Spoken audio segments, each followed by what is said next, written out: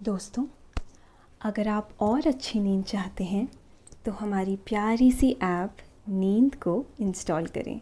इस ऐप पर आपको एक्सक्लूसिव स्लीप स्टोरीज़ मिलेंगी और आप बिना यूट्यूब प्रीमियम के भी इन स्टोरीज़ को बैकग्राउंड में सुन सकेंगे। इंस्टॉल करने के लिए आप हमारी वेबसाइट neend.app पर ज़रूर आइए और अच्छी कहानियाँ, स्लीप म्यूज़िक, कुछ टिप्स सुनने के लिए इस चैनल को सब्सक्राइब कीजिए। नमस्ते, मैं हूँ शांभवी। आशा है आप सबको मेरी आवाज़ सुनकर जल्दी नींद आने में मदद मिलती होगी। अगर आपको मेरी आवाज़ पसंद है तो मेरी 150 से भी ज़्यादा कहानियाँ नींद ऐप पर हैं। उन्हें सुनने के लिए नींद ऐप इंस्टॉल करें और मुझे कमेंट करके बताएं कि आज का आपका बेस्ट मोमेंट क्या था। आपके हर एक कमेंट का रिप्लाई मैं खुद करूँगी। नमस्कार, मैं हूं शांभवी। आज सुनिए मुंशी प्रेमचंद द्वारा लिखी हुई एक मजेदार कहानी, कौशल। मुंशी प्रेमचंद ने सैकड़ों कहानियां लिखी हैं। उनकी तमाम कहानियां ग्रामीण जीवन पर हैं, तो कुछ कहानियां ऐसी हैं जो जीवन की सीख देती हैं, लेकिन बहुत जमींदार तरीके से। ऐसी ही उनकी एक कहानी है, कौशल। यह कहानी बहुत ही दिलचस्प है और मजेदार तरीके से कहानी आगे बढ़ती जाती है। बाद में एक संदेश भी देती है। कहानी एक पति पत्नी की है। पति स्कूल में टीचर है। पत्नी को सोने का हार चाहिए, लेकिन पति हमेशा बात बना देता है। वजह यह है कि वह अपनी सुस्त रफ्तारी छोड़ने को तैयार ही नहीं है। पत्नी जब भी सोने के हार का जिक्र करती, पति उसे समझाते कि जेवर होने से चोर उचक्के पीछे लग जाते हैं। कभी कहते कि जेवर की कीमत दिन ब दिन घटती ही जाती है। क्या करोगी ऐसा जेवर लेकर? दरअसल वह मेहनत नहीं करना चाहता था। जिस तरह से भी गुजर बसर हो जाए, बस वही ठीक है। लेकिन पत्नी तो पत्नी होती है। उसे अपने पत्नी को समझाना आता है। वह जानती है कि घर में खुशहाली कैसे आएगी।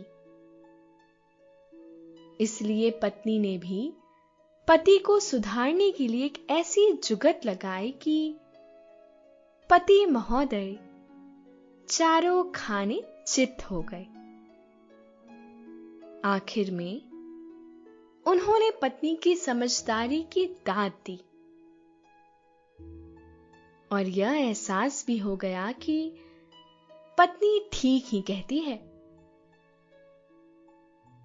इस तरह से यह मजेदार कहानी एक पति को जिम्मेदारी का एहसास करा देती है।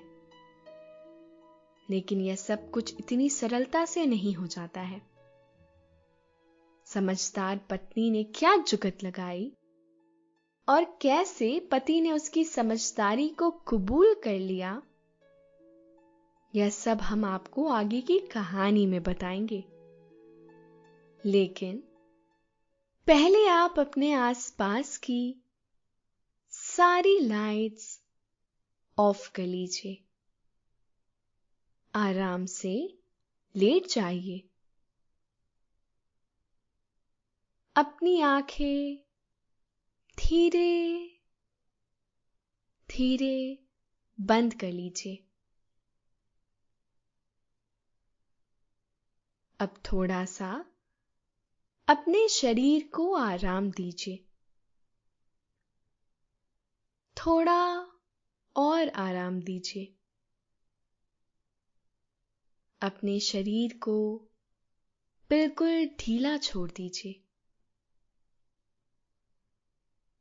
कोई टेंशन नहीं, कोई तनाव नहीं। अपने दिमाग में चल रहे सभी विचारों को,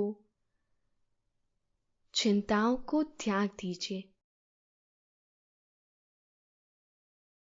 एक शांति सी महसूस कीजिए।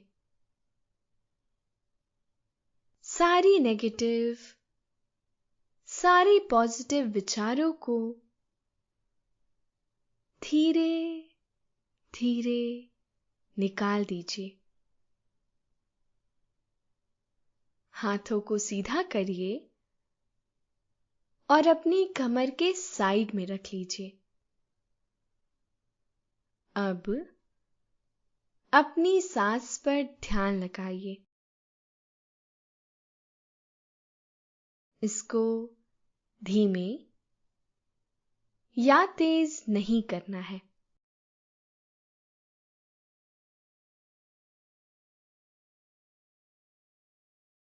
मन शांत, एकदम शांत होता जा रहा है। आप अच्छा महसूस कर रहे हैं। खुद को काफी हल्का महसूस कर रहे हैं। हर तरफ शांति है, सुकून है, खामोशी है। पंडित बलराम से उनकी पत्नी माया काफी समय से एक हार की मांग कर रही थी। हर बार पंडित उनकी बातों को टाल देते थे। वो कभी अपनी पत्नी से यह नहीं कह पाते थे कि उनके पास हार खरीदने के लिए पैसे नहीं हैं। वो हमेशा कहते, घर में हार रखने से चोरी हो जाता है। ऊपर से हमेशा जौहरी हार के दाम को बढ़ाकर ही बोलता है। इन गहने को खरीदने से किसी तरह का फायदा नहीं होता है।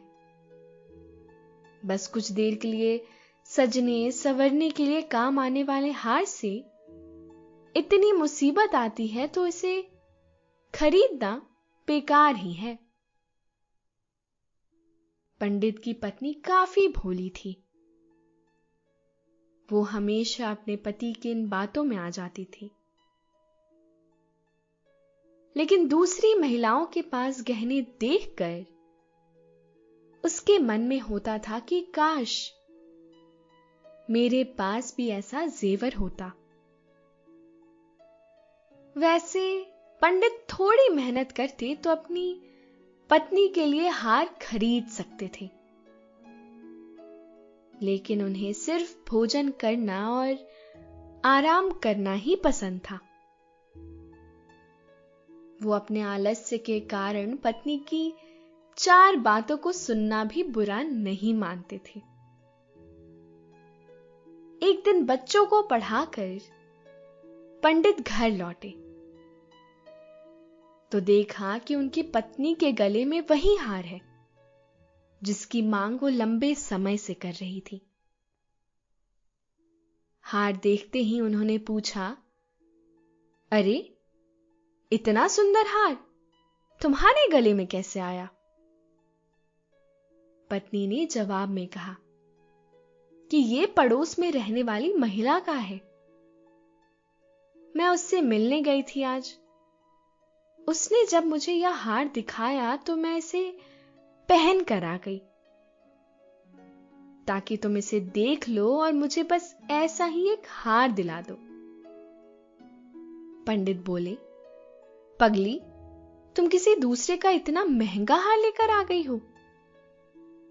अगर चोरी हो गया तो यह बनवाना ही पड़ेगा और बदनामी होगी जो ऊपर से वो अलग। पंडित की पत्नी कुछ सुनने को तैयार नहीं थी। उसने बताया कि ये 20 तोले का हार है और मुझे भी बिल्कुल ऐसा ही जेवर चाहिए। पत्नी की जिद को सुनकर पंडित को घबराहट होने लगी। तभी पत्नी बोल पड़ी, जब सारी महिलाएं ऐसा हार पहनती हैं तो मैं आखिर क्यों नहीं पहन सकती? गुस्से में पंडित बोल पड़े, सब लोग कुएं में कूदेंगे तो क्या तुम भी कूद जाओगी? ऐसा नहीं होता है कि जो दूसरे करें उसे हम भी करें। फिर पंडित ने दिमाग लगाकर अपनी पत्नी को बताया कि देखो, इस हार की कीमत आने वाले समय में घट जाएगी।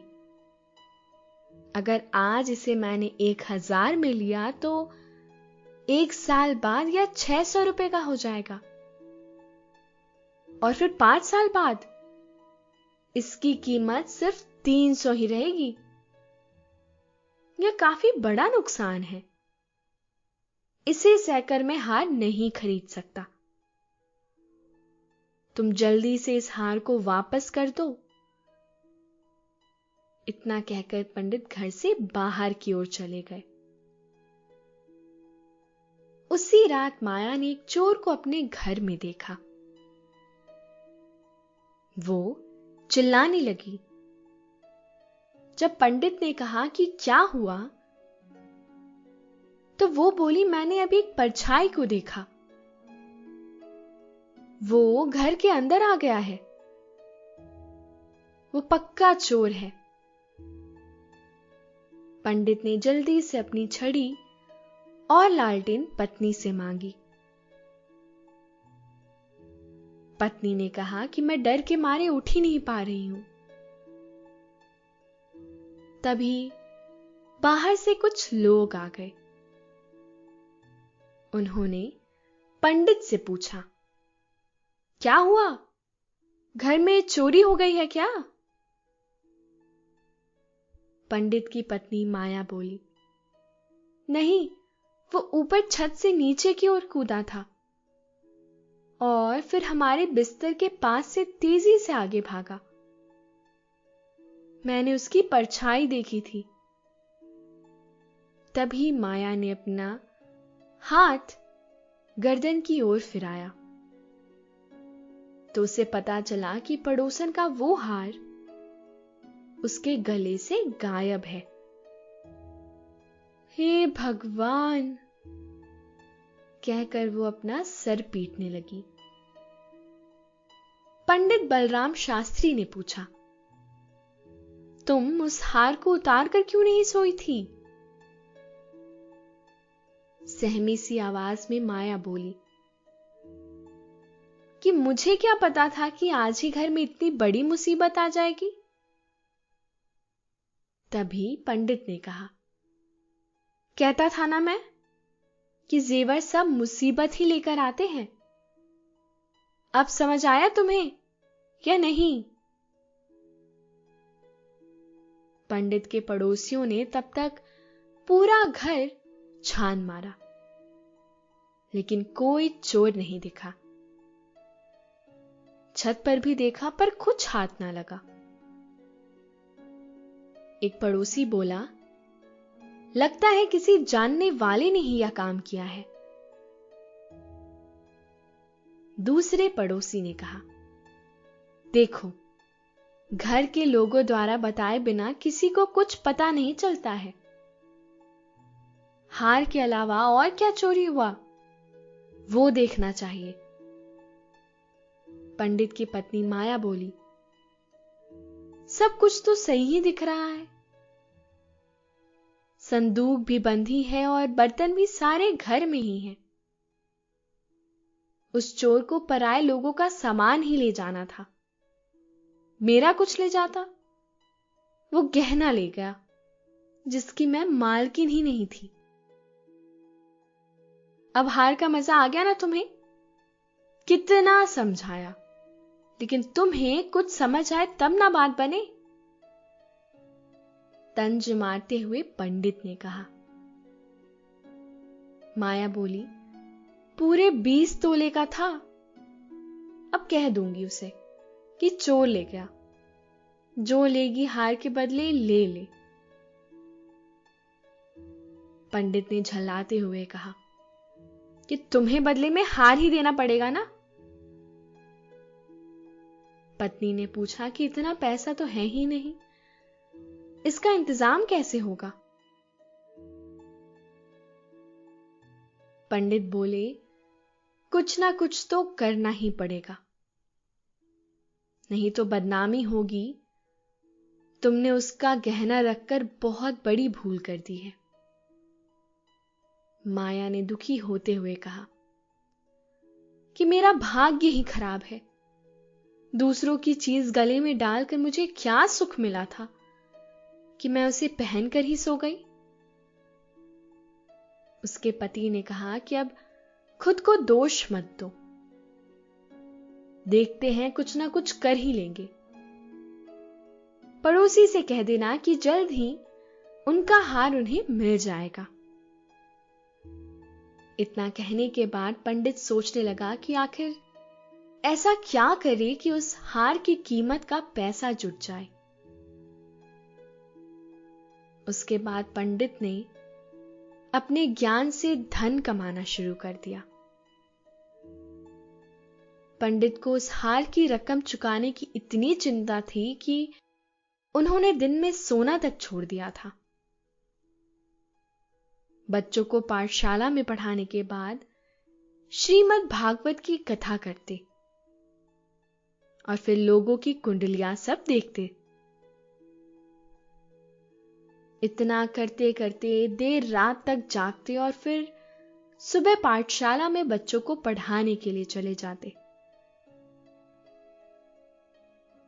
इस तरह दिन रात एक करके उन्होंने 6 महीने तक किसी तरह से उस हार की रकम जितना पैसा कमा लिया।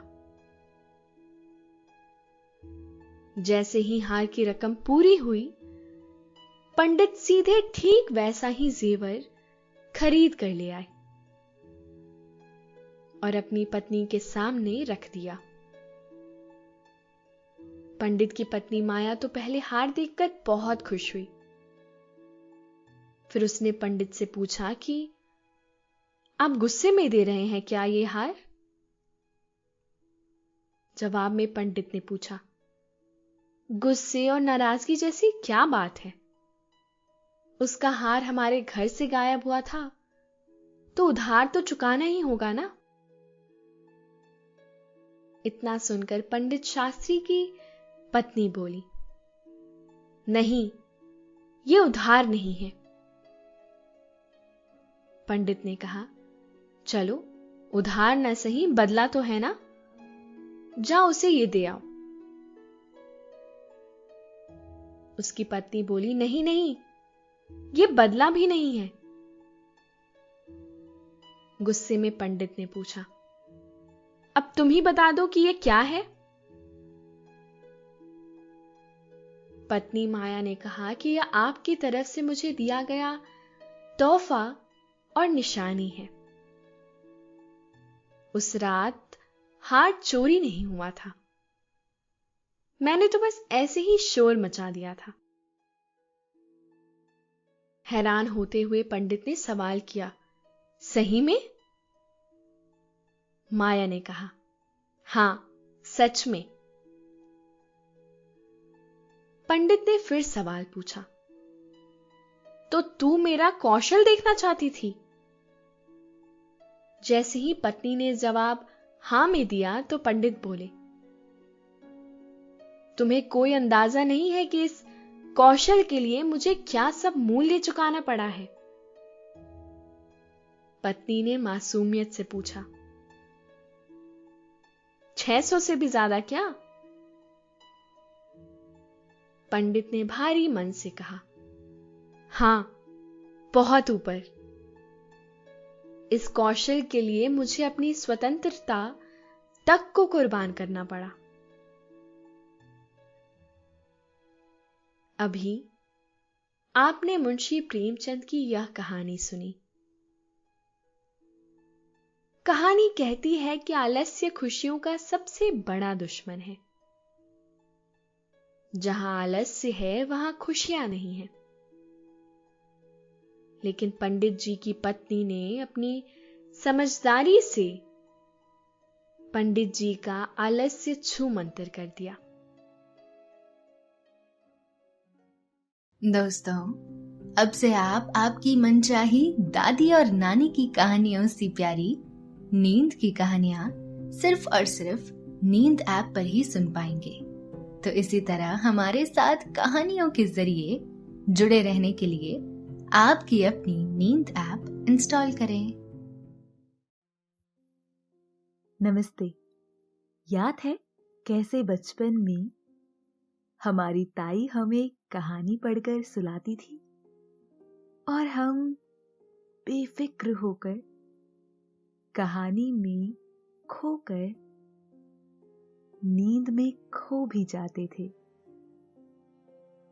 ना जाने लेखक के लिखे शब्दों में कुछ जादू सा होता था या ताई के बोलने के अंदाज में, पर काफी मीठी नींद आ जाया करती थी। नमस्कार दोस्तों, मैं हूं ज्योति और आज उसी तरह मैं भी आपको एक कहानी एक किताब से पढ़कर सुनाने जा रही हूं। कहानी का शीर्षक है कप्तान साहब और इसे लिखा है बहुत ही उम्दा लेखक मुंशी प्रेमचंद जी ने। उम्मीद है इस उम्दा लिखावट का जादू आप पर भी चढ़ जाएगा। तो चलिए इस बेहतरीन कहानी को शुरू करते हैं। जगत सिंह को स्कूल जाना कुनैन खाने या मछली का तेल पीने से कम अप्रिय था। वह सैलानी, आवारा, घुमक्कड़ युवक था। कभी अमरूद के बागों की ओर निकल जाता और अमरूदों के साथ माली की गालियां बड़े शौक से खाता। कभी दरिया की सैर करता और मल्लाहों के डोंगियों में बैठकर उस पार के देहातों में निकल जाता। गालियां खाने में उसे मजा आता था। गालियां खाने का कोई अवसर वह हाथ से ना जाने देता। सवार के घोड़े के पीछे ताली बजाना, एक्को को पीछे से पकड़कर अपनी ओर खींचना, बूढ़ों की चाल की नकल करना उसके मनोरंजन के विषय थे।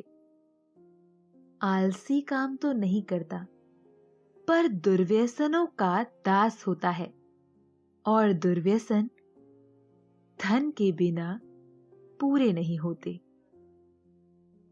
जगत सिंह को जब अवसर मिलता तो घर से रुपए उड़ा ले जाता। नकद ना मिले तो बर्तन और कपड़े उठा ले जाने में भी उसे संकोच ना होता था। घर में शीशियां और बोतलें थी, वह सब उसने एक एक करके गुदड़ी बाजार पहुंचा दी। पुराने दिनों की कितनी चीजें घर में पड़ी थी, उसके मारे एक भी ना बची। इस कला में ऐसा दक्ष और निपुण था कि उसकी चतुराई और पटुता पर आश्चर्य होता था। एक बार बाहर ही बाहर केवल कारनीसों के सहारे अपने 2 मंजिला मकान की छत पर चढ़ गया और ऊपर ही से पीतल की एक बड़ी थाली लेकर उतर आया। घर वालों को आहट तक ना मिली। उसके पिता ठाकुर भक्त सिंह अपने कस्बे के डाकखाने के मुंशी थे। अफसरों ने उन्हें शहर का डाकखाना बड़ी दौड़ धूप करने पर दिया था, किंतु भक्त सिंह जिन इरादों से यहां आए थे उनमें से एक भी पूरा ना हुआ। उल्टे हानि यह हुई कि देहातों में जो भाजी साग, उपले ईंधन मुफ्त मिल जाते थे वह सब यहां बंद हो गए। यहां सबसे पुराना घराव था, ना किसी को दबा सकते थे ना सता सकते थे। इस दुर्वस्था में भक्त सिंह की हथल पकियां बहुत अखरती। उन्होंने कितनी ही बार उसे बड़ी निर्दयता से पीटा। जगत सिंह भीम काय होने पर भी चुपके में मार खा लिया करता था। अगर वह अपने पिता के हाथ पकड़ लेता तो वह हिल भी ना सकते। पर जगत सिंह इतना सीना जोर ना था। हां, मारपीट, घुड़की धमकी किसी का भी उस पर असर ना होता था। जगत सिंह ज्यों ही घर में कदम रखता, चारों ओर से कांव कांव मच जाती। मां दूर दूर करके दौड़ती, बहनें गालियां देने लगती, मानो घर में कोई सांड घुस आया हो। घर वाले उसकी सूरत से जलते थे। इन तिरस्कारों ने उसे निर्लज बना दिया था। कष्टों के ज्ञान से वह निर्द्वंद सा हो गया था। जहां नींद आ जाती वहीं पड़ा रहता। जो कुछ मिल जाता वही खा लेता। ज्यों ज्यों घर वालों को उसकी चोर कला के गुप्त साधनों का ज्ञान होता जाता था, वे उससे चौकन्ने हो जाते। यहां तक कि एक बार पूरे महीने भर तक उसकी दाल ना गली। दूध वाले के कई रुपए ऊपर चढ़ गए। पनवाड़ी ने धुआंधार तकाजे करने शुरू किए। हलवाई कड़वी बातें सुनाने लगा। बेचारे जगत का निकलना मुश्किल हो गया। रात दिन ताक झांक में रहता, पर घात ना मिलती थी। आखिर एक दिन बिल्ली के भागो छीका टूटा। भक्त सिंह दोपहर को डाक खाने से चले तो एक बीमा रजिस्ट्री जेब में डाल ली। कौन जाने कोई हरकारा या डाकिया शरारत कर जाए। किंतु घर आए तो लिफाफे को अचकन की जेब से निकालने की सुधि ना रही। जगत सिंह तो ताक लगाए हुए ही था। पैसे के लोभ से जेब टटोली तो लिफाफा मिल गया। उस पर कई आने के टिकट लगे थे। वह कई बार टिकट चुराकर आधे दामों पर बेच चुका था। चट लिफाफा उड़ा दिया। यदि उसे मालूम होता कि उसमें नोट है तो कदाचित वह ना छूता। लेकिन जब उसने लिफाफा फाड़ डाला और उसमें से नोट निकल पड़े तो वह बड़े संकट में पड़ गया। वह फटा हुआ लिफाफा गला फाड़ कर उसके दुष्कृत को धिक्कारने लगा। उसकी दशा उस शिकारी सी हो गई जो चिड़िया का शिकार करने जाए और अनजान में किसी आदमी पर निशाना मार दे। उसके मन में पश्चाताप था, लज्जा थी, दुख था, पर उसमें भूल का दंड सहने की शक्ति ना थी। उसने नोट लिफाफे में रख दिए और बाहर चला गया। गर्मी के दिन थे। दोपहर को सारा घर सो रहा था, पर जगत की आंखों में नींद ना थी। आज उसकी बुरी तरह पिटाई होगी, इसमें संदेह ना था। उसका घर पर रहना ठीक नहीं। 10-5 दिन के लिए उसे कहीं खिसक जाना चाहिए। तब तक लोगों का क्रोध शांत हो जाएगा। लेकिन कहीं दूर गए बिना काम न चलेगा। बस्ती में वह कई दिन तक अज्ञातवास नहीं कर सकता।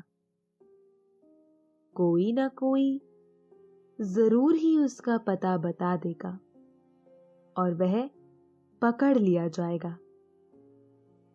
दूर जाने के लिए कुछ ना कुछ खर्च तो पास होना ही चाहिए। क्यों ना वह लिफाफे में से एक नोट निकाल ले। यह तो मालूम ही हो जाएगा कि उसी ने लिफाफा फाड़ा है। फिर एक नोट निकाल लेने में क्या हानि है। दादा के पास रुपए तो है ही, झक मार कर दे देंगे। यह सोचकर उसने 10 रुपए का एक नोट उड़ा लिया। मगर उसी वक्त उसके मन में एक नई कल्पना की उत्पत्ति हुई। अगर ये सब रुपए लेकर किसी दूसरे शहर में दुकान खोल ले तो बड़ा मजा हो। फिर एक एक पैसे के लिए उसे क्यों किसी की चोरी करनी पड़े। कुछ दिनों में वे बहुत सा रुपया जमा करके घर आएगा तो लोग कितने चकित हो जाएंगे। उसने लिफाफे को फिर निकाला। उसमें कुल 200 रुपए के नोट थे। 200 में दूध की दुकान खूब चल सकती है। आखिर मुरारी की दुकान में 2-4 कड़ाह और 2-4 पीतल के थालों के सिवा और क्या है। लेकिन कितने ठाठ से रहता है। एक एक दांव पर 10-10 रुपए रख देता है। नफा ना होता तो वह ठाठ कहां से निभाता। इस आनंद कल्पना में वह इतना मग्न हुआ कि उसका मन उसके काबू से बाहर हो गया। जैसे प्रवाह में किसी के पांव उखड़ जाए और वह लहरों में बह जाए। उसी दिन शाम को वह बंबई चल दिया। दूसरे ही दिन मुंशी भक्त सिंह पर गबन का मुकदमा दायर हो गया। बंबई के किले के मैदान में बैंड बज रहा था और राजपूत रेजिमेंट की सजीली सुंदर जवान कवायद कर रहे थे। जिस प्रकार हवा बादलों को नए नए रूप में बनाती और बिगाड़ती है, उसी भांति सेना नायक सैनिकों को नए नए रूप में बना बिगाड़ रहा था। जब कवायद खत्म हो गई तो एक छरहरे डील का युवक नायक के सामने आकर खड़ा हो गया। नायक ने पूछा, क्या नाम है? सैनिक ने फौजी सलाम करके कहा, जगत सिंह। क्या चाहते हो? फौज में भर्ती कर लीजिए। मरने से तो नहीं डरते? बिल्कुल नहीं, राजपूत हूं। बहुत कड़ी मेहनत करनी पड़ेगी। इसका भी डर नहीं। अदन जाना पड़ेगा, खुशी से जाऊंगा। कप्तान ने देखा बला का हाजिर जवाब। मन चला, हिम्मत का धनी जवान है, तुरंत फौज में भर्ती कर लिया। तीसरे दिन रेजिमेंट अदन को रवाना हुआ, मगर ज्यों-ज्यों जहाज आगे चलता था, जगत का दिल पीछे रह जाता था। जब एक जमीन का किनारा नजर आता रहा, वह जहाज के डेक पर खड़ा अनुरक्त नेत्रों से उसे देखता रहा। जब वह भूमि तट जल में विलीन हो गया, तो उसने एक ठंडी सांस ली और मुंह ढांप कर रोने लगा। आज जीवन में पहली बार उसे प्रियजनों की याद आई। वह छोटा सा कस्बा, वह सैर सपाटे, वह सुहूद मित्रों के जमघट आंखों में फिरने लगे। कौन जाने फिर कभी उनसे भेंट होगी या नहीं। एक बार वह इतना बेचैन हुआ कि जी में आया पानी में कूद पड़े। जगत सिंह को अदन में रहते 3 महीने गुजर गए। भांति भांति की नवीनताओं ने कई दिन तक उसे मुग्ध किए रखा, लेकिन पुराने संस्कार फिर जागृत होने लगे। अब कभी कभी उसे स्नेहमयी माता की याद आने लगी, जो पिता के क्रोध, बहनों के धिक्कार और स्वजन के तिरस्कार में भी उसकी रक्षा करती थी। उसे वह दिन याद आया जब एक बार वह बीमार पड़ा था। उसके बचने की कोई आशा ना थी, पर ना तो पिता को उसकी कुछ चिंता थी, ना बहनों को। केवल माता थी, जो रात की रात उसके सिरहाने बैठी अपनी मधुर स्नेहमयी बातों से उसकी पीड़ा शांत करती रही थी। उन दिनों कितनी बार उसने उस देवी को नीव रात्रि रोते देखा था। वह स्वयं रोगों से जीर्ण हो रही थी, लेकिन उसकी सेवा में वह अपनी व्यथा को ऐसे भूल गई थी मानो उसे कोई कष्ट ही नहीं। क्या उसे माता के दर्शन फिर होंगे? वह इसी शोभ और नैराश्य में समुद्र तट पर चला जाता और घंटों अनंत जल प्रवाह को देखा करता। कई दिनों से उसे घर पर एक पत्र भेजने की इच्छा हो रही थी, किंतु लज्जा और ग्लानि के कारण वह टालता जाता था। आखिर एक दिन उससे ना रहा गया। उसने पत्र लिखा और अपने अपराधों के लिए क्षमा मांगी। पत्र आदि से अंत तक भक्ति से भरा हुआ था। अंत में उसने इन शब्दों में अपनी माता को आश्वासन दिया था, माता जी, मैंने बड़े बड़े उत्पात किए हैं।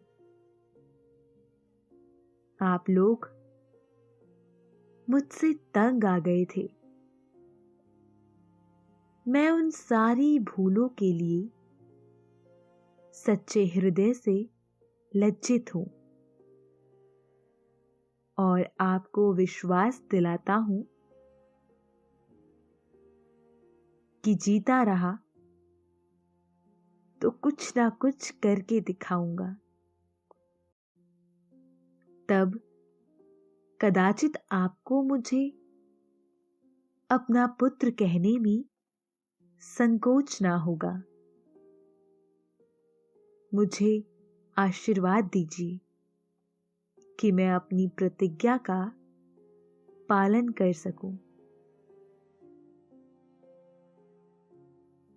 यह पत्र लिखकर उसने डाक खाने में छोड़ा और उसी दिन से उत्तर की प्रतीक्षा करने लगा। किंतु 1 महीना गुजर गया और कोई जवाब न आया।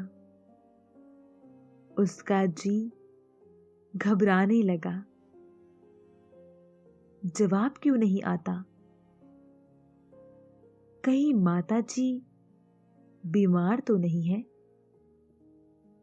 शायद दादा ने क्रोधवश जवाब ना लिखा होगा। कोई और विपत्ति तो नहीं आ पड़ी? कैंप में एक वृक्ष के नीचे कुछ सिपाहियों ने शालिग्राम की एक मूर्ति रख छोड़ी थी। कुछ श्रद्धालु सैनिक रोज उस प्रतिमा पर जल चढ़ाया करते थे। जगत सिंह उसकी हंसी उड़ाया करता, पर आज वह विशिपतों की भांति प्रतिमा के सम्मुख जाकर बड़ी देर तक मस्तक झुकाए बैठा रहा। वह इसी ध्यानावस्था में बैठा था कि किसी ने उसका नाम लेकर पुकारा। यह दफ्तर का चपरासी था और उसके नाम की चिट्ठी लेकर आया था। जगत सिंह ने पत्र हाथ में लिया तो उसकी सारी देह कांप उठी। ईश्वर की स्तुति करके उसने लिफाफा खोला और पत्र पढ़ा। लिखा था, तुम्हारे दादा को गबन के अभियोग में 5 वर्ष की सजा हो गई। तुम्हारी माता इस शोक में मरणासन है। छुट्टी मिले तो घर चले आओ। जगत सिंह ने उसी वक्त कप्तान के पास जाकर कहा, हुजूर, मेरी मां बीमार है, मुझे छुट्टी दे दीजिए। कप्तान ने कठोर आंखों से देखकर कहा, अभी छुट्टी नहीं मिल सकती, तो मेरा इस्तीफा ले लीजिए। अभी इस्तीफा नहीं लिया जा सकता। मैं अब एक क्षण भी नहीं रह सकता। रहना पड़ेगा। तुम लोगों को बहुत जल्द युद्ध पर जाना पड़ेगा। लड़ाई छिड़ गई। तब मैं घर नहीं जाऊंगा। हम लोग कब तक यहां से जाएंगे?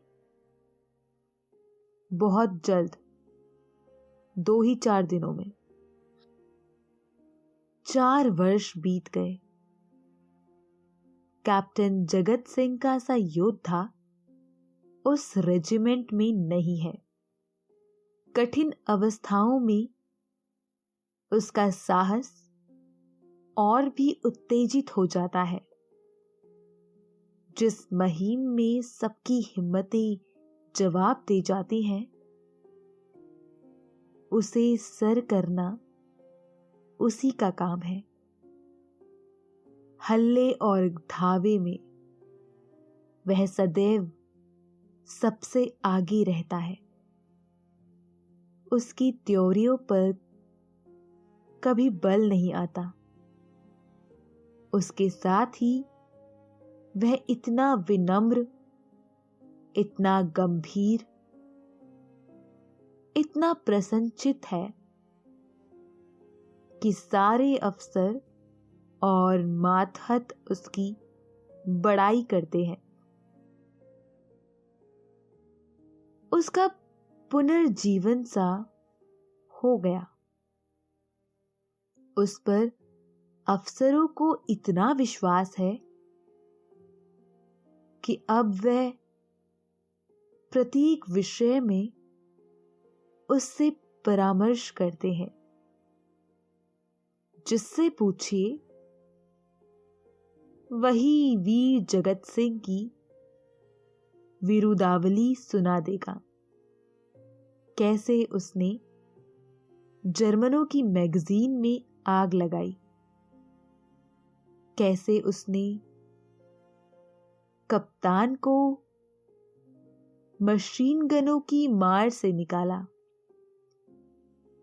कैसे अपने एक मातहत सिपाही को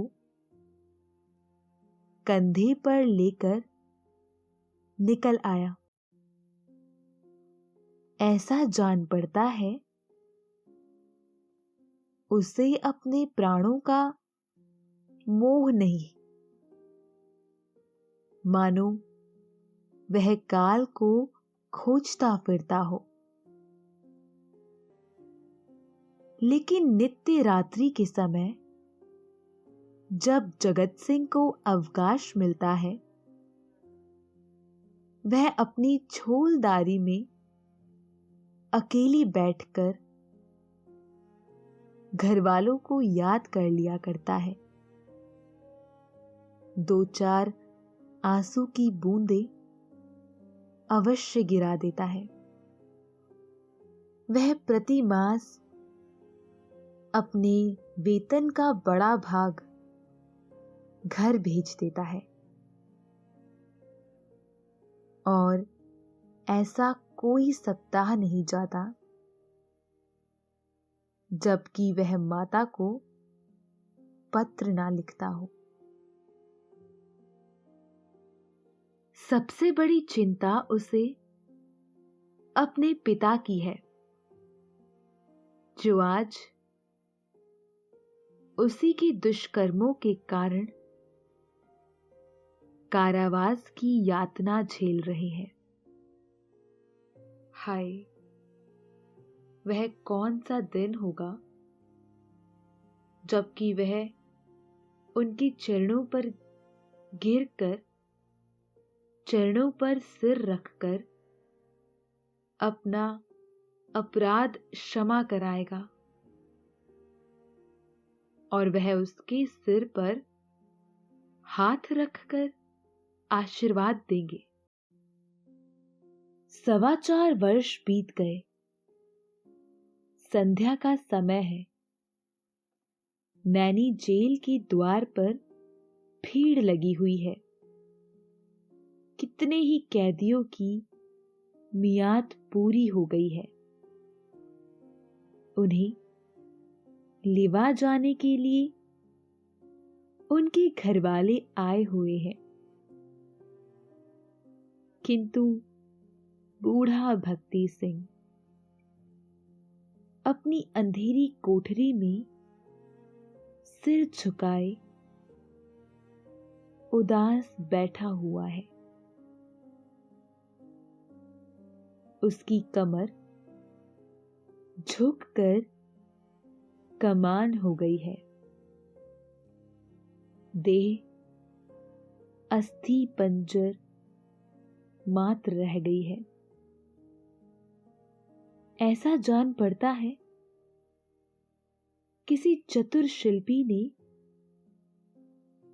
एक अकाल पीड़ित मनुष्य की मूर्ति बनाकर रख दी है। उसकी भी मियाद पूरी हो गई है, लेकिन उसके घर से कोई नहीं आया। आए कौन? आने वाला था ही कौन? एक बूढ़े किंतु हृष्ट पुष्ट कैदी ने आकर उसका कंधा हिलाया और बोला, कहो भगत, कोई घर से आया? भक्त सिंह ने कंपित कंठ स्वर से कहा, घर पर है ही कौन? घर तो चलोगी ही, मेरा घर कहाँ है? तो क्या यहीं पड़े रहोगे? अगर ये लोग निकाल ना देंगे तो यहीं पड़ा रहूंगा। आज 4 साल के बाद भगत सिंह को अपने प्रताड़ित निर्वासित पुत्र की याद आ रही थी, जिसके कारण जीतन का सर्वनाश हो गया। आबरू मिट गई, घर बर्बाद हो गया। उसकी स्मृति भी असहनीय थी, किंतु आज नैराश्य और दुख के अथाह सागर में डूबते हुए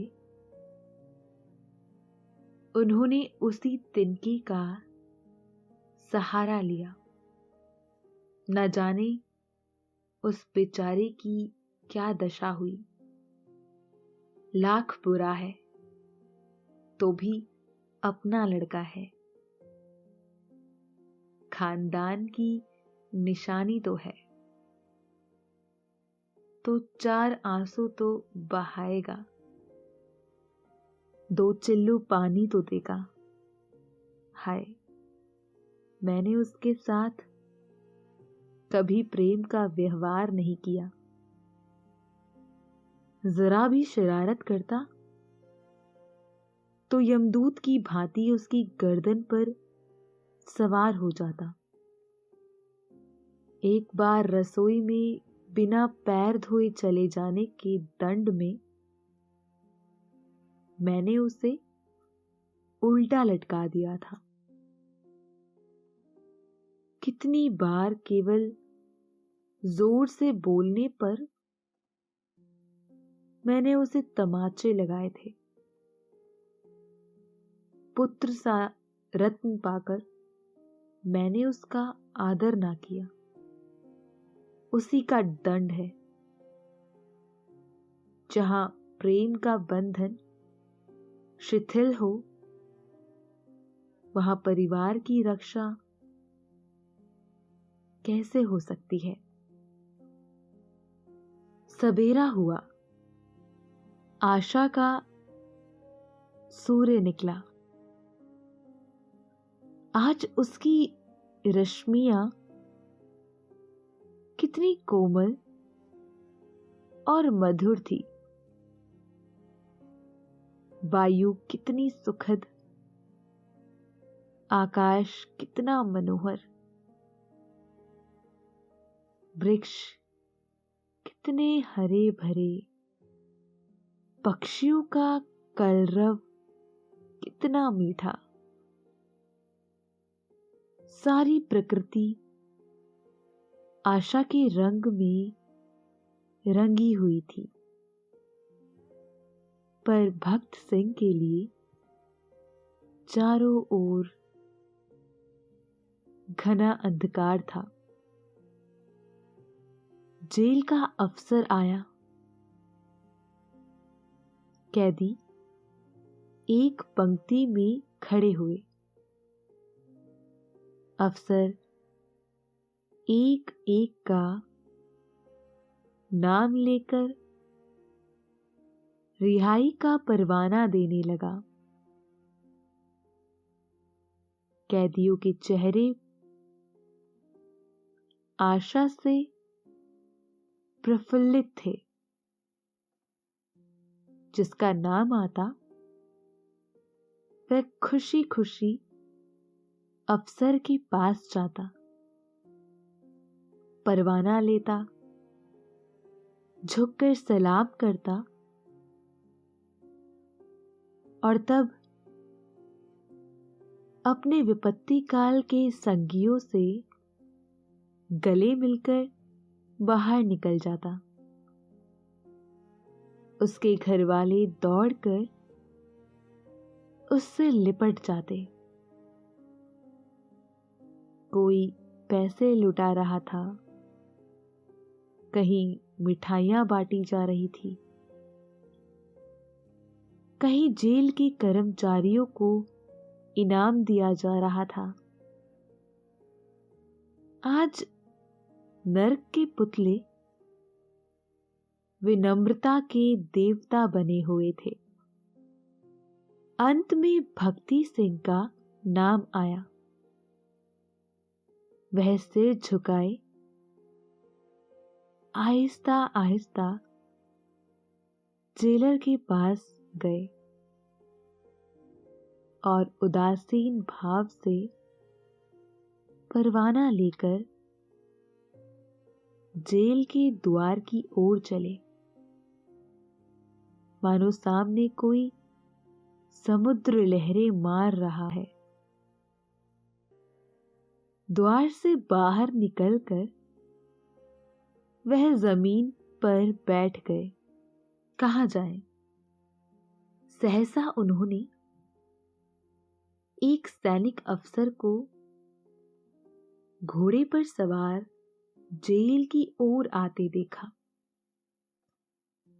उसकी देह पर खाकी वर्दी थी, सिर पर कारचोबी साफा, अजीब शान से घोड़े पर बैठा हुआ था। उसके पीछे पीछे एक फिटन आ रही थी। जेल के सिपाहियों ने अफसर को देखते ही बंदूकें संभाली और लाइन में खड़े होकर सलाम किया। भक्ति सिंह ने मन में कहा, एक भाग्यवान वह है जिसके लिए फिटन आ रही है और एक अभागा मैं हूं जिसका कहीं ठिकाना नहीं।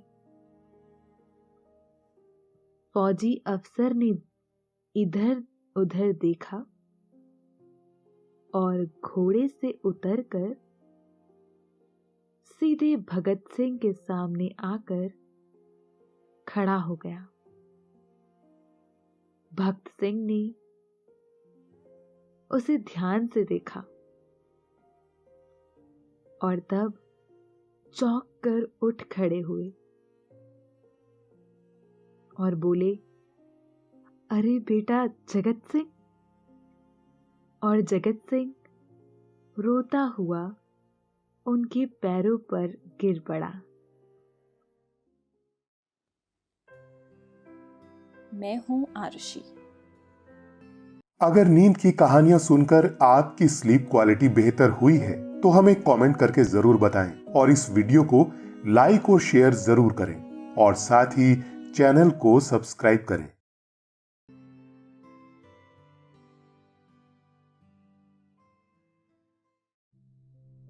नमस्कार, मैं हूं लोकेश।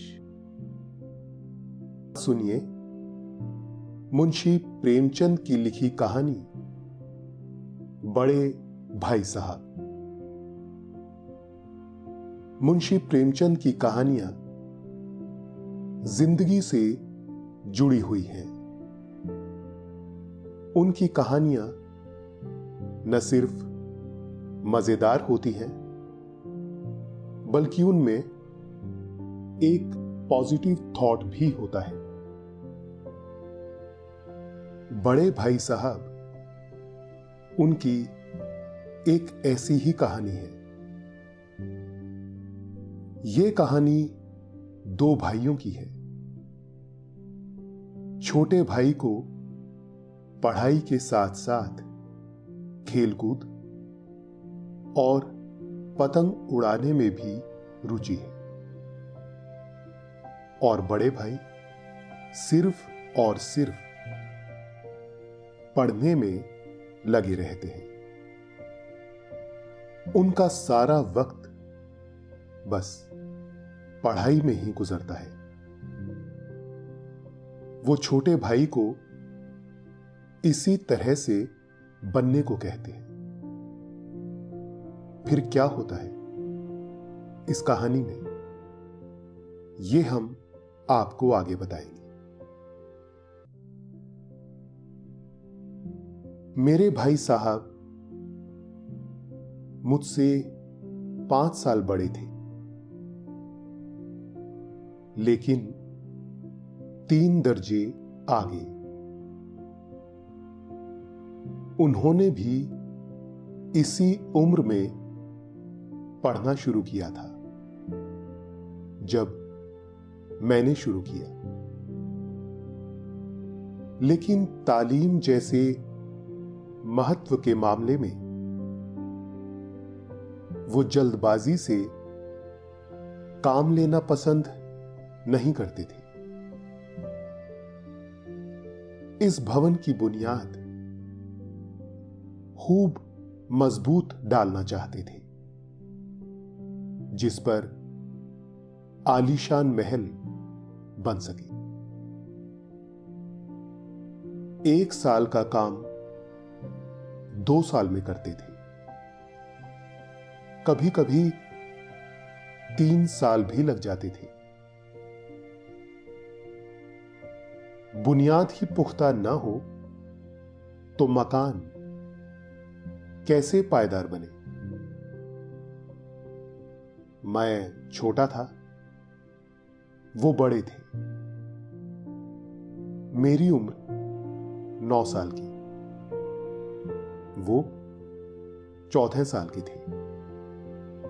उन्हें मेरी तंबी और निगरानी का पूरा जन्मसिद्ध अधिकार था, और मेरी शालीनता इसी में थी कि उनके हुक्म को कानून समझूं। वो स्वभाव से बड़े अध्ययनशील थे।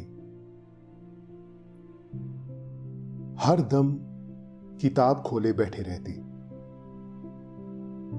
और शायद दिमाग को आराम देने के लिए कभी कॉपी पर, कभी किताब के हाशियों पर चिड़ियों, कुत्तों, बिल्लियों की तस्वीरें बनाया करते थे।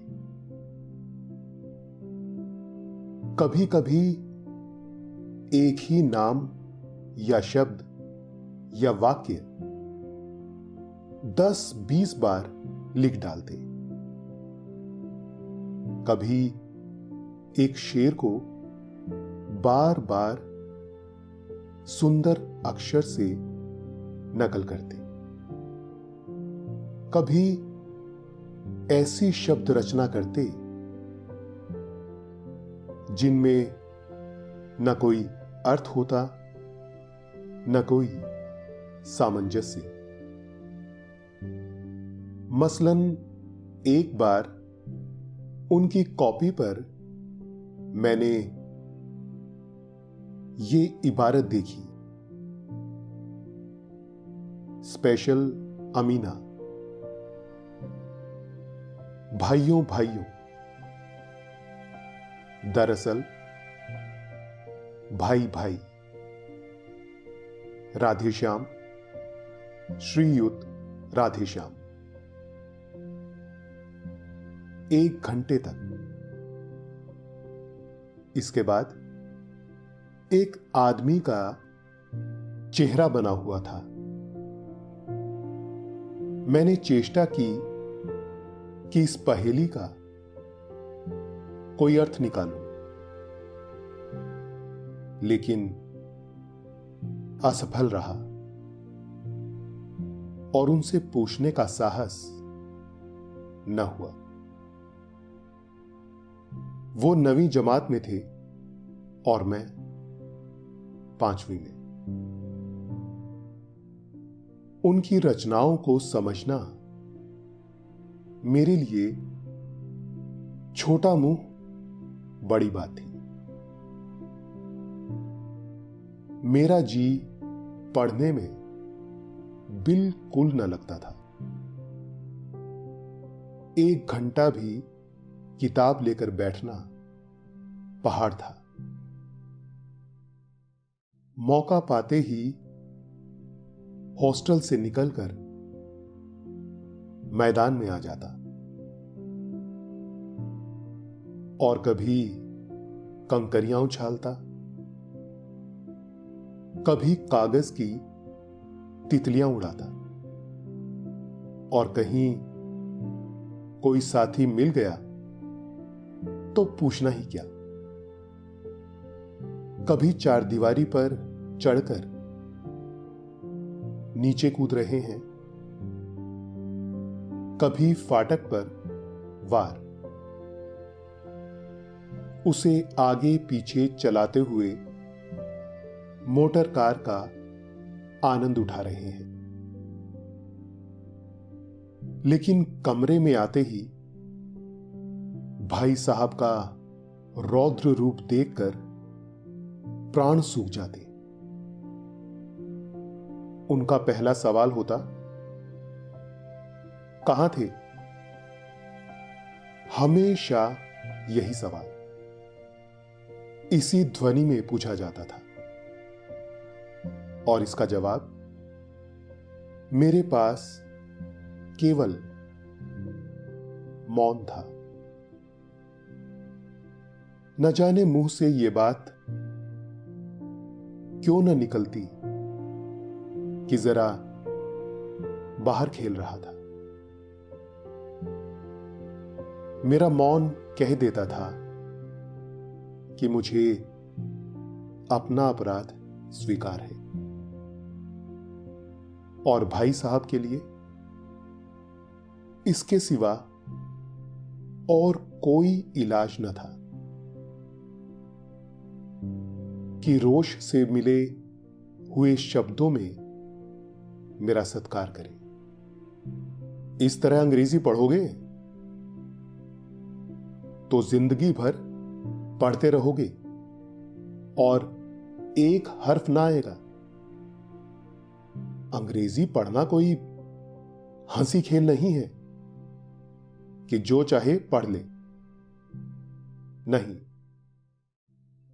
ऐरा गैरा नत्थु खैरा सभी अंग्रेजी के विद्वान हो जाते। यहां रात दिन आंखें फोड़नी पड़ती हैं और खून जलाना पड़ता है, तब कहीं यह विधा आती है। और आती क्या है? हां, कहने को आ जाती है। बड़े बड़े विद्वान भी शुद्ध अंग्रेजी नहीं लिख सकते, बोलना तो दूर रहा। और मैं कहता हूं, तुम कितने घोंगा हो कि मुझे देखकर भी सबक नहीं लेते। मैं कितनी मेहनत करता हूं, तुम अपनी आंखों से देखते हो। अगर नहीं देखते तो यह तुम्हारी आंखों का कसूर है, तुम्हारी बुद्धि का कसूर है। इतने मेले तमाशे होते हैं, मुझे तुमने कभी देखने जाते देखा है? रोज ही क्रिकेट और हॉकी मैच होते हैं, मैं पास नहीं भटकता, हमेशा पढ़ता रहा हूं। उस पर भी एक एक दर्जे में 2-2, 3-3 साल पढ़ा रहता हूं। फिर तुम कैसे आशा करते हो कि तुम यूं खेल कूद में वक्त गंवाकर पास हो जाओगे? मुझे तो 2 ही 3 साल लगते हैं, तुम उम्र भर इसी दर्जे में पड़े सड़ते रहोगी। अगर तुम्हें इस तरह उम्र गंवानी है तो बेहतर है घर चले जाओ और मजे से गुल्ली डंडा खेलो। दादा की गाढ़ी कमाई के रुपए क्यों बर्बाद करते हो? मैं ये लताड़ सुनकर आंसू बहाने लगता। जवाब ही क्या था? अपराध तो मैंने किया, लताड़ कौन सही? भाई साहब उपदेश की कला में निपुण थे। ऐसी ऐसी लगती बातें कहते, ऐसे ऐसे सूखती बाण चलाते कि मेरे जिगर के टुकड़े टुकड़े हो जाते और हिम्मत छूट जाती। इस तरह जान तोड़कर मेहनत करने की शक्ति मैं अपने में ना पाता था और उस निराशा में जरा देर के लिए मैं सोचने लगता, क्यों ना घर चला जाऊं। जो काम मेरे बूते के बाहर है उसमें हाथ डालकर क्यों अपनी जिंदगी खराब करूं? मुझे अपना मूर्ख रहना मंजूर था, लेकिन उतनी मेहनत से मुझे तो चक्कर आ जाता था। लेकिन घंटे 2 घंटे बाद निराशा के बादल फट जाते और मैं इरादा करता कि आगे से खूब जी लगाकर पढ़ूंगा। चटपट एक टाइम टेबल बना डालता, बिना पहले से नक्शा बनाए, बिना कोई स्कीम तैयार किए। काम कैसे शुरू करूं? टाइम टेबल में खेल कूद की मत बिल्कुल उड़ जाती। प्रातःकाल उठना, 6 बजे मुंह हाथ धो नाश्ता कर पढ़ने बैठ जाना, 6 से 8 तक अंग्रेजी, 8 से 9 तक हिसाब, 9 से 9:30 तक इतिहास, फिर भोजन और स्कूल। 3:30 बजे स्कूल से वापस होकर आधा घंटा आराम, 4 से 5 तक भूगोल, 5 से 6 तक ग्रामर,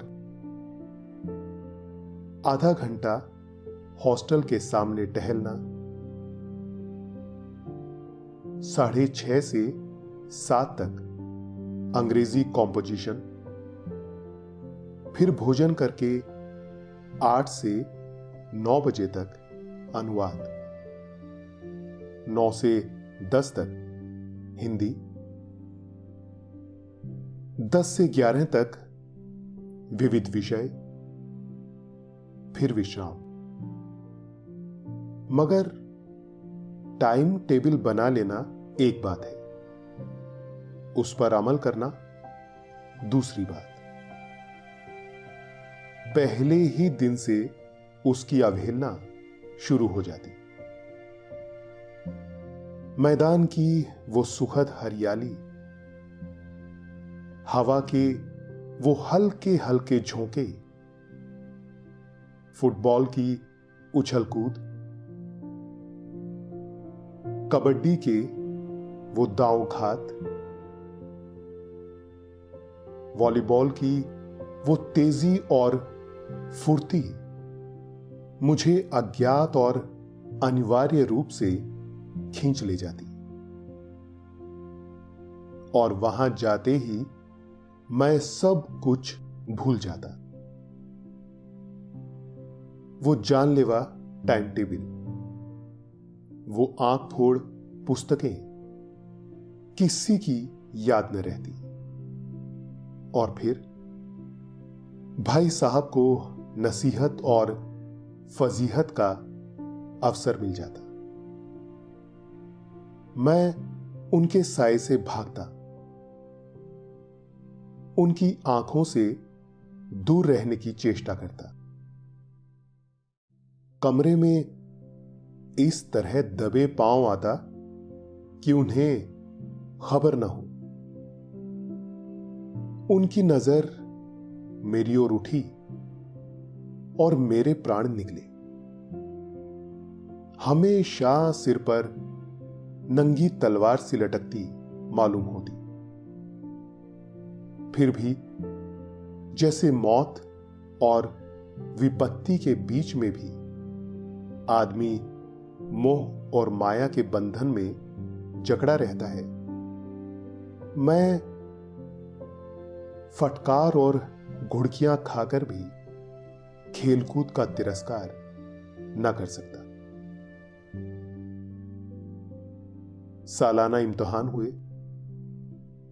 भाई साहब फेल हो गए, मैं पास हो गया और दर्जे में प्रथम आया।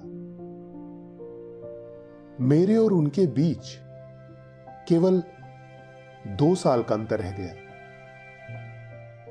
जी में आया, भाई साहब को आड़े हाथों लूं।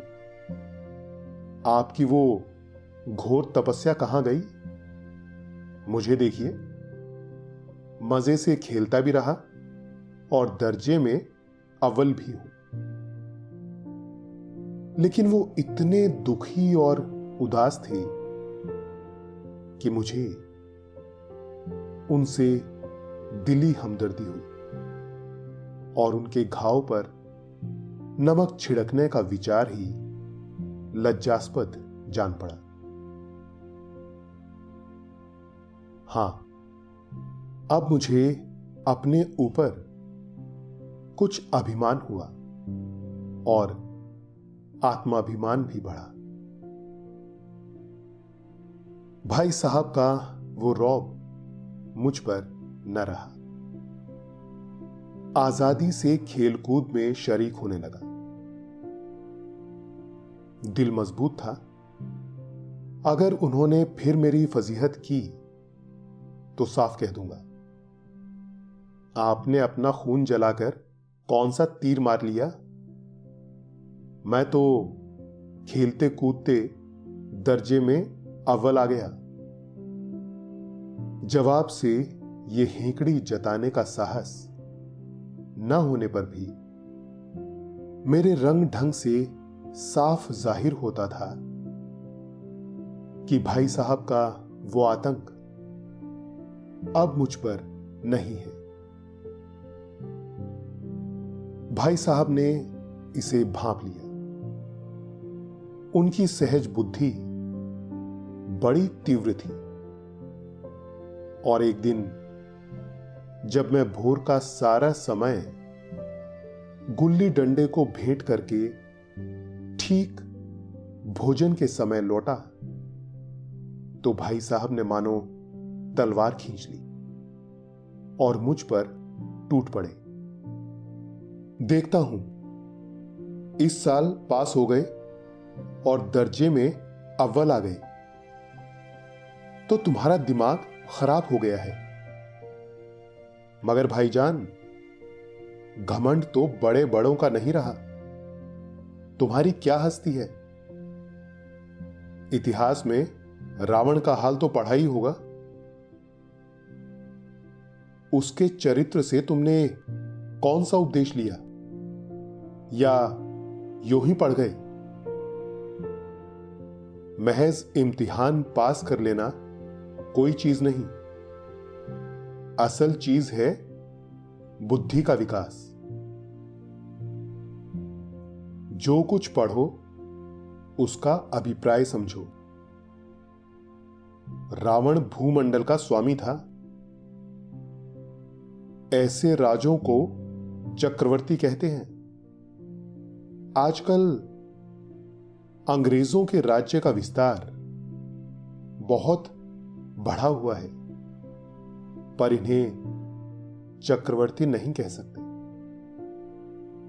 संसार में अनेकों राष्ट्र अंग्रेजों का आधिपत्य स्वीकार नहीं करते, बिल्कुल स्वाधीन है। रावण चक्रवर्ती राजा था। संसार के सभी महीम उसे कर देते थे। बड़े बड़े देवता उसकी गुलामी करते थे। आग और पानी के देवता भी उसके दास थे। मगर उसका अंत क्या हुआ? घमंड ने उसका नाम निशान तक मिटा दिया। कोई उसे एक चुल्लू पानी देने वाला भी न बचा। आदमी जो कुकर्म चाहे करे, पर अभिमान न करे। इतराए नहीं, अभिमान किया और दीन दुनिया से गया। शैतान का हाल भी पढ़ा ही होगा। उसे यह अनुमान हुआ था कि ईश्वर का उससे बढ़कर सच्चा भक्त कोई है ही नहीं। अंत में यह हुआ कि स्वर्ग से नरक में धकेल दिया गया। शाहेरुम ने भी एक बार अहंकार किया था। भीख मांग मांग कर मर गया। तुमने तो अभी केवल एक दर्जा पास किया है और अभी से तुम्हारा सिर फिर गया। तब तो तुम आगे बढ़ चुके। यह समझ लो कि तुम अपनी मेहनत से नहीं पास हुए। अंधे के हाथ बटेर लग गई। मगर बटेर केवल एक बार हाथ लग सकती है, बार बार नहीं। कभी कभी गुल्ली डंडे में भी अंधा चोट निशाना पड़ जाता है। उससे कोई सफल खिलाड़ी नहीं हो जाता। सफल खिलाड़ी वो है जिसका कोई निशाना खाली न जाए। मेरे फेल होने पर ना जाओ। मेरे दर्जे में आओगे तो दांतों पसीना आएगा। जब अलजेब्रा और ज्योमेट्री के लोहे के चने चबाने पड़ेंगे और इंग्लिस्तान का इतिहास पढ़ना पड़ेगा। बादशाहों के नाम याद रखना आसान नहीं है। 8 हेनरी ही गुजरे हैं। कौन सा कांड किस हेनरी के समय हुआ, क्या ये याद कर लेना आसान समझते हो? हेनरी 7वें की जगह हेनरी 8वां लिखा और सब नंबर गायब।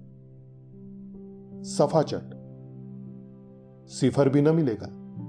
सिफर भी हो कि इस ख्याल में दर्जनों तो जेम्स हुए हैं, दर्जनों विलियम, कोड़ियों चार्ल्स। दिमाग चक्कर खाने लगता है। आंधी रोग हो जाता है। इन अभागों को नाम भी न जुड़ते थे। एक ही नाम के पीछे दोयम, तेयम, चहारम, पंचम लगाते चले गए। मुझसे पूछते तो 10 लाख नाम बता देता, और ज्योमेट्री तो बस खुदा की पनाह। अ ब ज की जगह अ ज ब लिख दिया और सारे नंबर कट गए। कोई इन निर्दयी मुमतहीनों से नहीं पूछता कि आखिर अ ब ज और अ ज ब में क्या फर्क है, और व्यर्थ की बात के लिए क्यों छात्रों का खून करते हो। दाल भात रोटी खाई या भात दाल रोटी खाई, इसमें क्या रखा है। मगर इन परीक्षकों को क्या परवाह,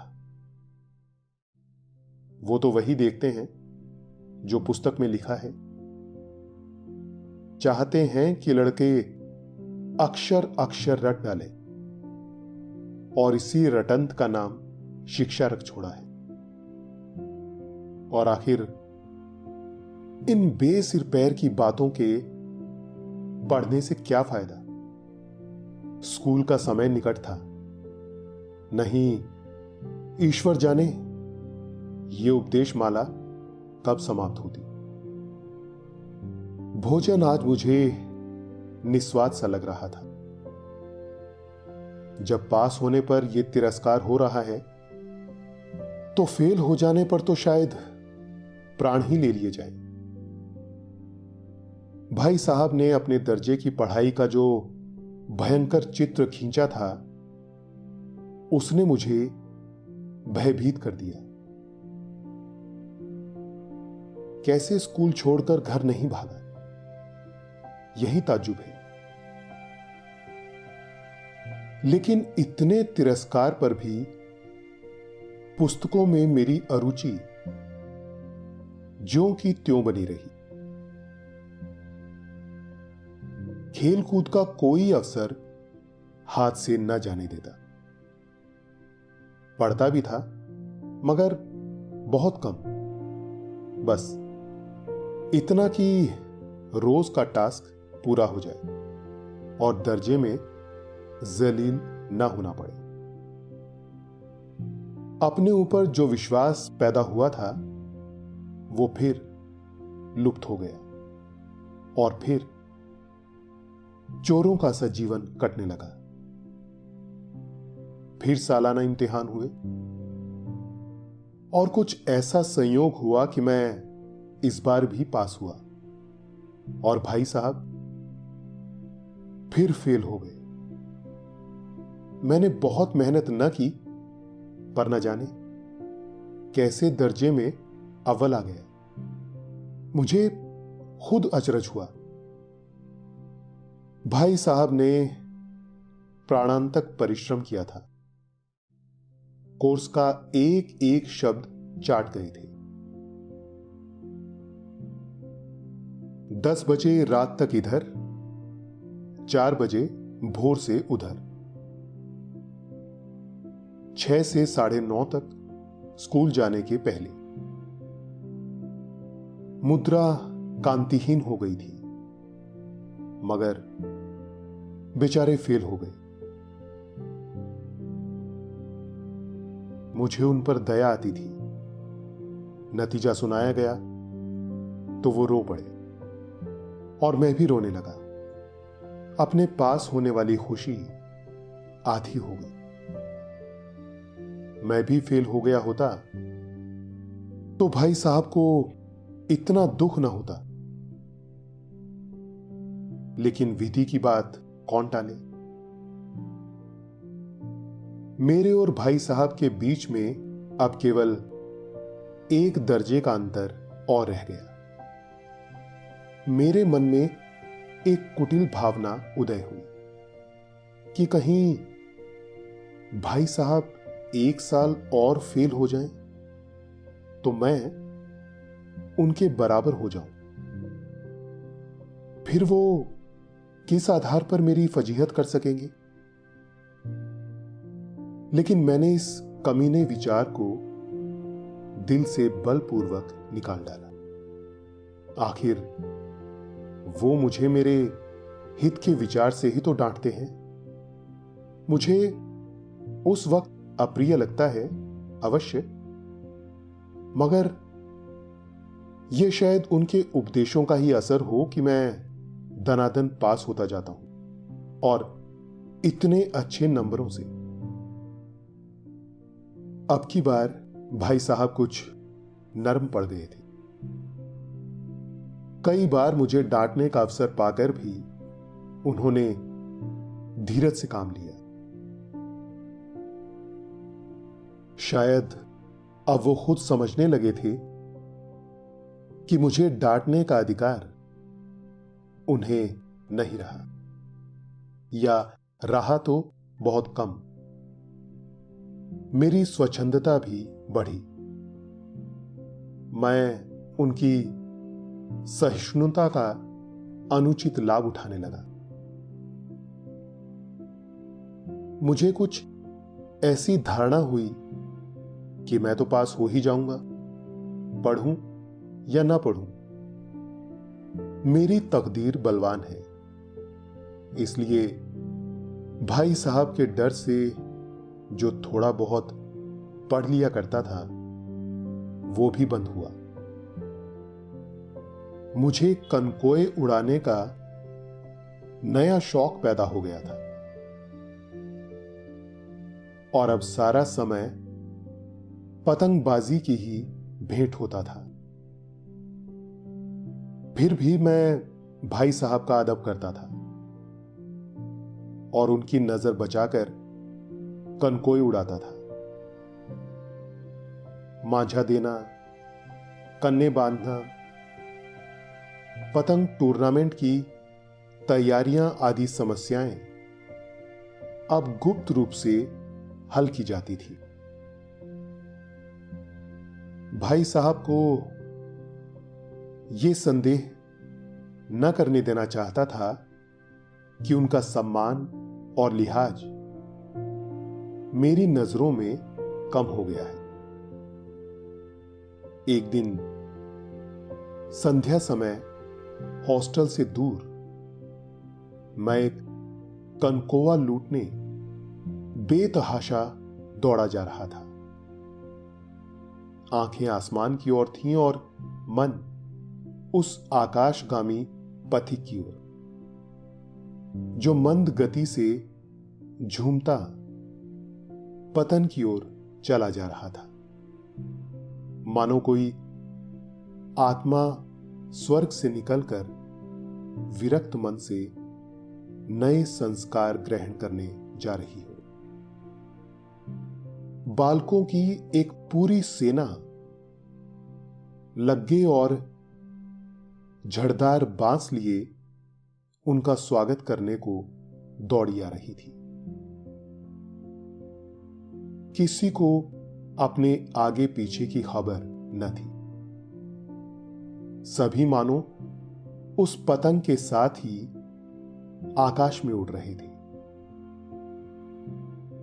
जहां सब कुछ समतल है। न मोटर कारें हैं, न ट्रॉम, न गाड़ियां। सहसा भाई साहब से मेरी मुठभेड़ हो गई, जो शायद बाजार से लौट रहे थे। उन्होंने वहीं मेरा हाथ पकड़ लिया और उग्र भाव से बोले, इन बाजारी लौंडों के साथ धेले के कनकोई के लिए दौड़ते तुम्हें शर्म नहीं आती? तुम्हें इसका भी कुछ लिहाज नहीं कि अब नीची जमात में नहीं हो, बल्कि 8वीं जमात में आ गए हो और मुझसे केवल एक दर्जा नीचे हो। आखिर आदमी को कुछ तो अपनी पोजीशन का ख्याल करना चाहिए। एक जमाना था कि लोग 8वां दर्जा पास करके नायब तहसीलदार हो जाते थे। मैं कितने ही मिडलचियों को जानता हूं जो आज अव्वल दर्जे के डेप्यूटी मजिस्ट्रेट या सुपरिटेंडेंट हैं। कितने ही 8वीं जमात वाले हमारे लीडर और समाचार पत्रों के संपादक हैं। बड़े बड़े विद्वान उनकी मातहती में काम करते हैं।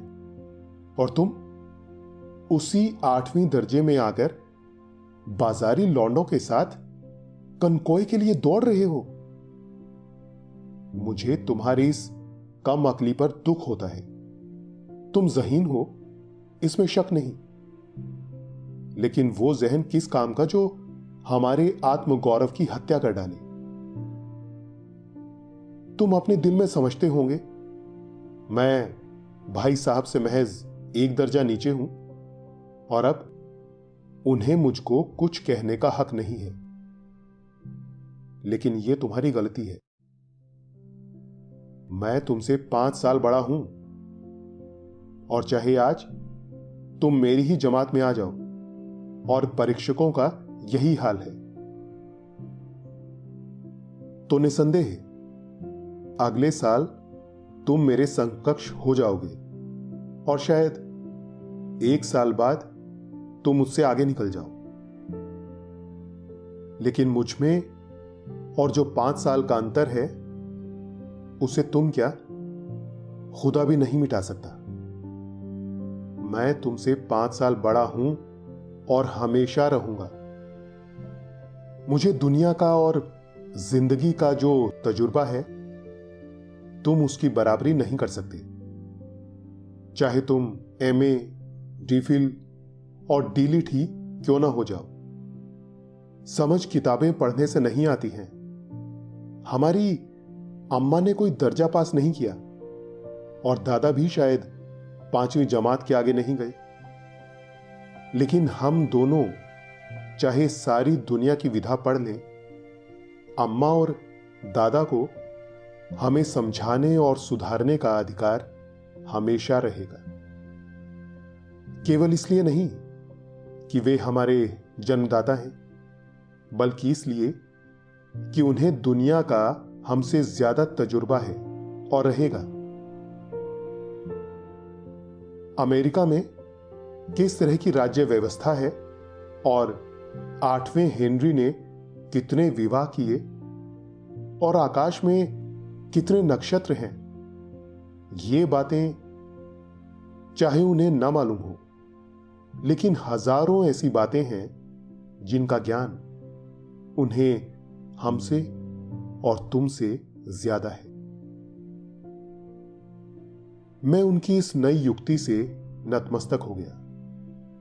मुझे आज सचमुच अपनी लघुता का अनुभव हुआ और भाई साहब के प्रति मेरे मन में श्रद्धा उत्पन्न हुई। मैंने सजल आंखों से कहा, हरगिज नहीं। आप जो कुछ फरमा रहे हैं वो बिल्कुल सच है और आपको कहने का अधिकार है। भाई साहब ने मुझे गले लगा लिया और बोले, कनकोए उड़ाने को मना नहीं करता, मेरा जी भी ललचाता है, लेकिन क्या करूं। खुद बेराह चलूं तो तुम्हारी रक्षा कैसे करूं। यह कर्तव्य भी तो मेरे सिर पर है। संयोग से उसी वक्त एक कटा हुआ कनकोआ हमारे ऊपर से गुजरा। उसकी डोर लटक रही थी। लड़कों का एक गोल पीछे पीछे दौड़ा चला आता था। भाई साहब लंबे हैं ही, उछलकर उसकी डोर पकड़ ली और बेतहाशा हॉस्टल की तरफ दौड़े। मैं पीछे पीछे दौड़ रहा था। अभी आपने मुंशी प्रेमचंद की यह कहानी सुनी। अब आपके सोने का वक्त हो रहा है। निंदिया रानी चुपके से आपके सिरहाने आ बैठी है। वो आपकी आंखों को हौले हौले से थपकी दे रही है। आपकी पलकें बोझिल होती जा रही हैं। आपने अपनी दोनों आंखों को बंद कर लिया है और अब आप आहिस्ता आहिस्ता नींद के आगोश में समाते जा रहे हैं, समाते जा रहे हैं। शुभ रात्रि।